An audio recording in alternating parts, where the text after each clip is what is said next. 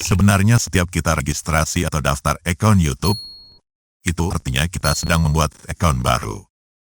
Mau untuk keberapa kali pun itu kita lakukan, tetap akun yang berhasil dibuat tersebut disebut sebagai akun YouTube baru. Mungkin yang meragukan Anda adalah, karena sebelumnya Anda sudah punya akun YouTube, dan status Anda dalam keadaan login, maka akibatnya setiap membuka halaman pembuatan akun Google sebagai akun induknya, yang muncul adalah seperti ini.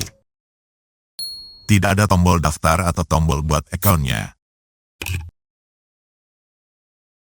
Dan tombol login pada foto profilnya juga tidak ada.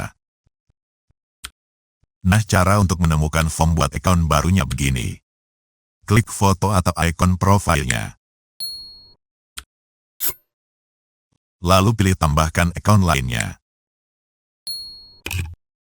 Nah, ini tombol buat akunnya. Selanjutnya caranya sama dengan ketika kita buat akun Google pertama kalinya. Jika sudah lupa bisa disimak lanjutannya pada video berikut.